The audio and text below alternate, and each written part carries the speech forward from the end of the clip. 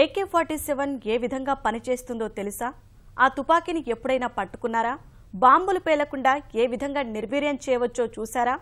నేరగాళ్లను దొంగలను ఎలా పట్టుకుంటారో గమనించారా? ఇలాంటి ఎన్నో విషయాలు తెలుసుకోవాలంటే అన్ని జిల్లా కేంద్రాల్లో జరుగుతున్న ఓపెన్ హౌస్ కార్యక్రమానికి వెళ్లి తీరాల్సిందే. పోలీసు అమరవీరుల సంస్మరణ వారోత్సవాల సందర్భంగా ఏర్పాటు చేసిన ఓపెన్ హౌస్ పై మా ప్రతినిధి శ్యామ్ అందిస్తున్న ప్రత్యేక కథనం. అమరులైన పోలీసుల త్యాగాలను గుర్తు చేసుకుంటూ ప్రతి సంవత్సరం పోలీసు అమరవీరుల వారోత్సవాలు నిర్వహిస్తున్నారు. అందులో భాగంగా ఓపెన్ హౌస్ అనే పేరుతో సరికొత్త కార్యక్రమానికి పోలీసులు శ్రీకారం చుట్టారు. పోలీసులు ఉపయోగించినటువంటి ఆయుధాలను ప్రదర్శించడం, వాటి గురించి ప్రజలకి విద్యార్థులకు తెలియజేయడం దీని ప్రధాన ఉద్దేశం. ఇది సింగిల్ బ్యారెల్ గన్ అంటాం. అంటే ఒక్కసారి దీన్ని లోడ్ చేస్తే ఒక్కసారి మాత్రమే పేల్చగలం, మళ్ళీ రెండోసారి లోడ్ చేయాల్సి ఉంటుంది. స్టార్టింగ్ లో వచ్చినటువంటి ఆయుధం ఇది డబుల్ బ్యారెల్ గన్. ఒకసారి లోడ్ చేసి 2 సార్లు పేల్చవచ్చు. 303 రైఫిల్ ఇది. ఇప్పటికీ వాడుకలో ఉన్నది, బాగా ఉపయోగిస్తున్నటువంటి ఆయుధం ఇది AK-47. 1940 దీన్ని కనిపెట్టారు. ఈ అడ్వాన్స్డ్ రైఫిల్ ఇప్పటికీ ఎంతో బాగా వాడుతున్నటువంటి రైఫిల్ ఇది. ఇది 5.56 mm ఇన్సాస్ అంటారు. అంటే ఇది మన శాస్త్రవేత్తలు కనిపెట్టారు కాబట్టి ఇన్సాస్ అని దీనికి పేరు వచ్చింది. AK-47 కంటే బరువు తక్కువగా ఉంటుంది. ఇది 303 LMG. ఇది చాలా బరువు ఎక్కువ ఉంటుంది. అంటే ఎంతో దూరంగా ఉన్నటువంటి లక్ష్యాలను కూడా ఛేదించవచ్చు. ట్రైపాడ్ అంటే చాలా బరువు ఉంటుంది కాబట్టి వీటి ఆధారంగా వీటిని పెట్టి ఈ విధంగా పేల్చవచ్చు. బుల్లెట్లు కూడా ఎంతో అడ్వాన్స్డ్.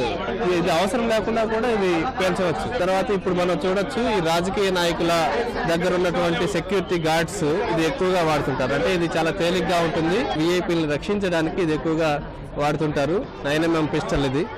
ఈ పిస్టల్ మనం పోలీసుల దగ్గర ఇది మనం తరచుగా చూస్తుంటాము. వాళ్ళ బెల్ట్ లో ఇది పెట్టుకొని ఉంటారు. కొన్ని సినిమాల్లో మనం చూడొచ్చు. ఇది 1VL పిస్టల్ అంటారు. అంటే ఇది ఎవరు వాడట్లేదు.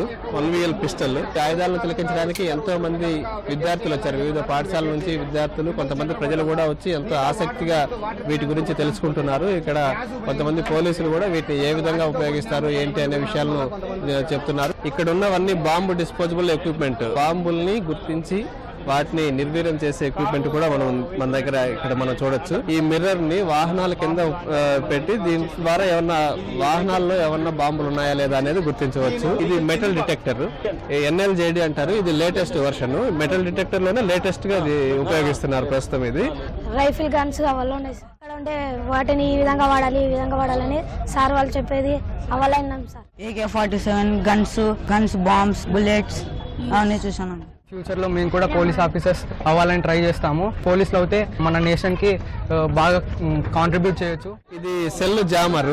మనం చూడొచ్చు, ఏదైనా రాజకీయ నాయకులు ఇలాంటి వాళ్ళు వచ్చినప్పుడు వాళ్ళ కార్యక్రమాల్లో దీన్ని పెడుతుంటారు. 40 to 50 మీటర్స్ సరౌండింగ్స్ లో ఎవరి సెల్ ఫోన్లు పనిచేయవు. అంటే సెల్ ఫోన్ల ద్వారా కూడా వీటికి పేల్చే అవకాశం ఉంది కాబట్టి సెల్ ఫోన్లు పని చేయకుండా చేసే జామర్ ఇది. మనం చూడ చిన్న బాక్స్ లాగా ఉంది.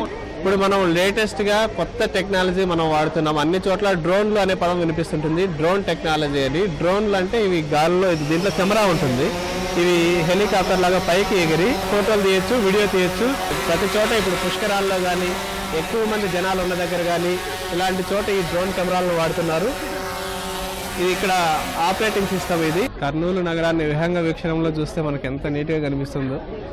ఈ కొండారెడ్డి బురుజు పక్కనే ఈ ట్రాఫిక్, రోడ్లు, వాహనాలు రావడం పోవడం. ఈ విధంగా అంటే వాహనాలు రాకపోకలు కానీ ఏదైనా కానీ దీని ద్వారా చిత్రీకరించవచ్చు.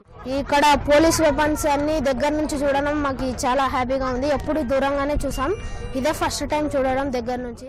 ఫస్ట్ టైం చూసినప్పుడు కొంచెం భయం అనిపించింది. ఆ గన్స్ కి చూస్తే పట్టుకున్నప్పుడు కొంచెం గ్రేట్ ఫీల్ అయిపోతుంది. అంటే ప్రౌడ్.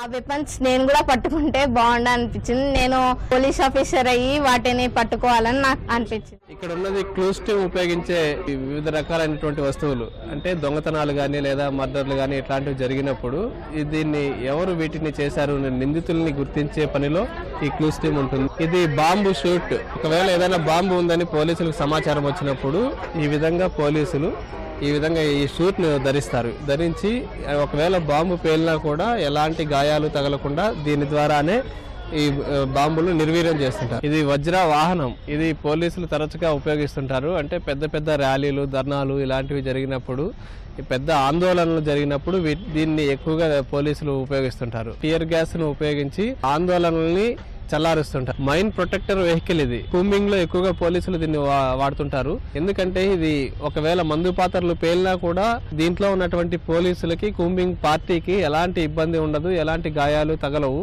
దానికోసమని దీన్ని ఇప్పటికీ ఉపయోగిస్తున్నారు. ఇంట్లో నుంచినే తమను తాము రక్షించుకోవచ్చు, కాల్పులు జరపచ్చు. నల్లమల, ఆంధ్ర ఒరిస్సా బార్డర్, ఏఓబి ఇలాంటి చోట ఇలాంటి వాహనాలని వినియోగిస్తున్నారు. ఓపెన్ హౌస్ ద్వారా పోలీసులు ఎన్నో విషయాలను తెలియజేస్తున్నారు. తాము ఉపయోగించే ఆయుధాలు, వాహనాలు, వస్తువుల గురించి తెలియజేస్తూ ఈ వారోత్సవాల సందర్భంగా ప్రజలకు దగ్గర అవుతున్నారు. కెమెరామెన్ శేషుతో శ్యామ్, ఈటీవీ న్యూస్, కర్నూలు.